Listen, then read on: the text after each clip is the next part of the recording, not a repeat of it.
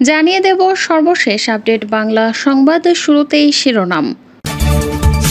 জাতীয় সংসদ বিলুপ্ত ঘোষণা, নতুন সরকার গঠন। অবশেষে মুক্তি পেলেন খালেদা জিয়া। ভারতে পালানোর সময় পলক সহ ছাত্রলীগের সাধারণ সম্পাদক আটক। এবং সবশেষে দেখবেন হাসিনার ভিসা বাতিল করল যুক্তরাষ্ট্র, জায়গা মিলছে না লন্ডনেও।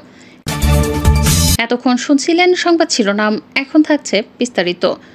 বাংলাদেশে বিক্ষোভের বিরুদ্ধে দমন পীড়নের পর দেশ ছেড়ে পালিয়েছেন সাবেক প্রধানমন্ত্রী শেখ হাসিনা।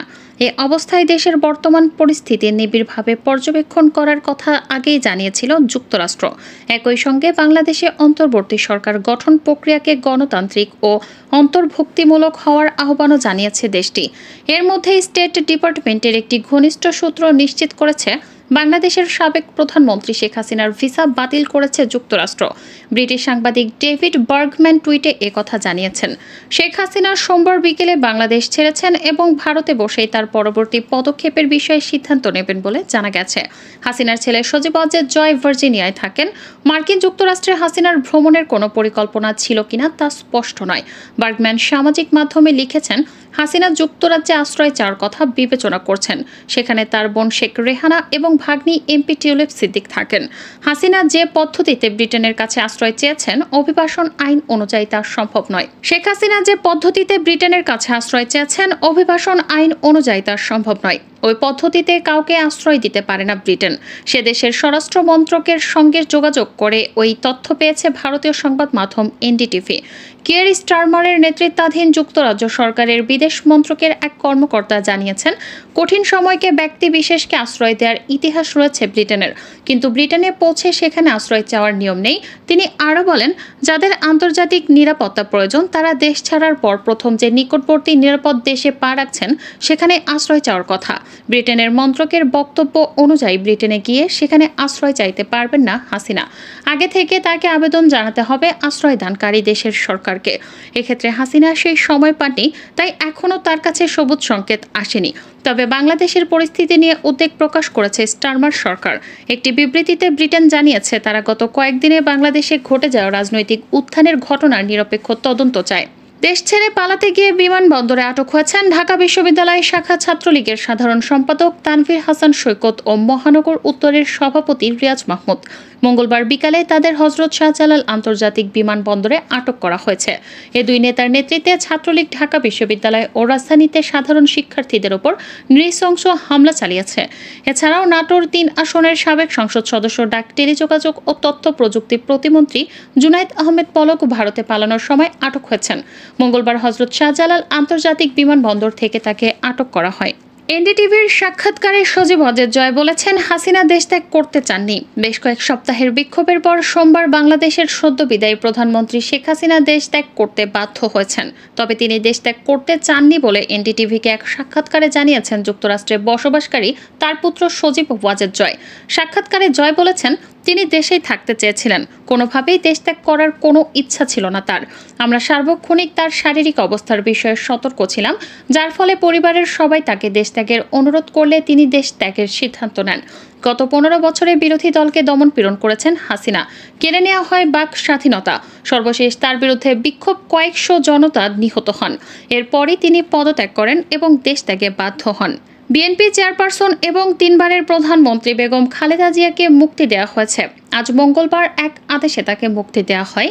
মঙ্গলবার বিকেলে প্রেসিডেন্টের প্রেস উইংয়ের পাঠানো এক বিজ্ঞপ্তিতে বিষয়টি জানানো হয়েছে।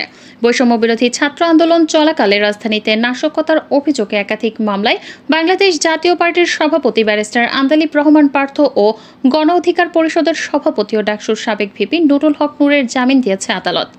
দ্বাদশ জাতীয় সংসদ বিলুপ্ত ঘোষণা করেছেন প্রেসিডেন্ট মোহাম্মদ শাহাবুদ্দিন। মঙ্গলবার এক বিজ্ঞপ্তিতে এ তথ্য জানানো হয়েছে। বিজ্ঞপ্তিতে বলা হয়, রাষ্ট্রপতি মোহাম্মদ শাহাবুদ্দিনের সঙ্গে 3 বাহিনী প্রধান, বিভিন্ন রাজনৈতিক দলের নেতৃবৃন্দ, সুশীল সমাজের প্রতিনিধি ও বৈষম্য বিরোধী ছাত্র আন্দোলনের নেতৃবৃন্দের বৈঠকের সিদ্ধান্তের পরিপ্রেক্ষিতে জাতীয় সংসদ বিলুপ্ত করা হয়েছে। 1 মাসেরও বেশি সময় ধরে গণবিক্ষোভ চলার পর প্রধানমন্ত্রী শেখ হাসিনার পদত্যাগ এবং দেশত্যাগের পরিপ্রেক্ষিতে বাংলাদেশের পরিস্থিতি নিবিড়ভাবে পর্যবেক্ষণ করছে ইন্টারন্যাশনাল ক্রাইসিস গ্রুপ। প্রধানমন্ত্রী শেখ হাসিনার পদত্যাগ বাংলাদেশকে ভূমিকম্পের মতো নাড়িয়ে দিয়েছে। সেই সঙ্গে এটি একটি ট্র্যাজিক পরিণতির ফল।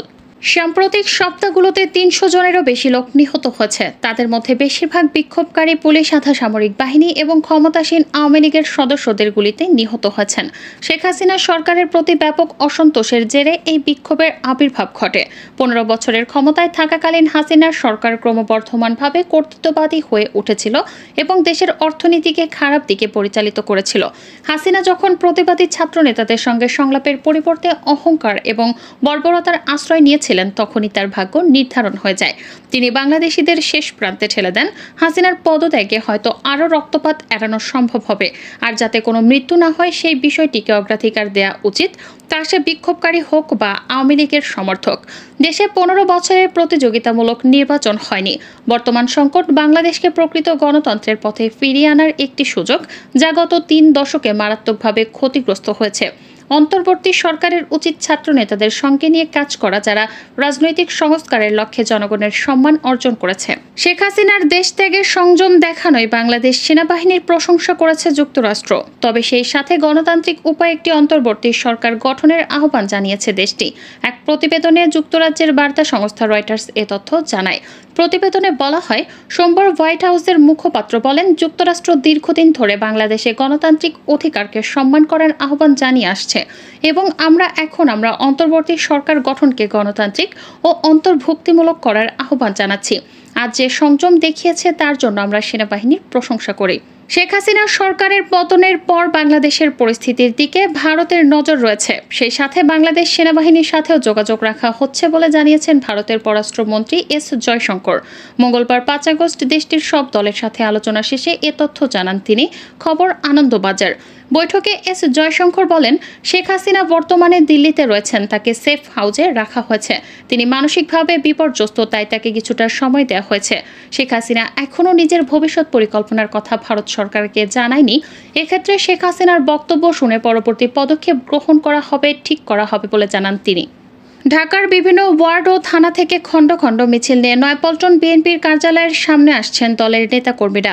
সকাল থেকেই কার্যালয়ের সামনে জড়ো হতে শুরু করেন তারা। ইতিমধ্যে শত শত নেতাকর্মীদের পদচারণায় সরগরম হয়ে উঠেছে বিএনপির কার্যালয়। সরেজমিন দেখা গেছে, সকাল থেকেই জাতীয় পতাকা হাতে নিয়ে খণ্ড খণ্ড মিছিল নিয়ে নেতাকর্মীরা কার্যালয়ের সামনে জড়ো হতে শুরু করেন। এ সময় বিভিন্ন স্লোগান দেন নেতাকর্মীরা। ১৬ দিন তালাবদ্ধ থাকার পর গতকাল বিএনপির কেন্দ্রীয় কার্যালয়ে ঢুকেন দলটির নেতাকর্মীরা।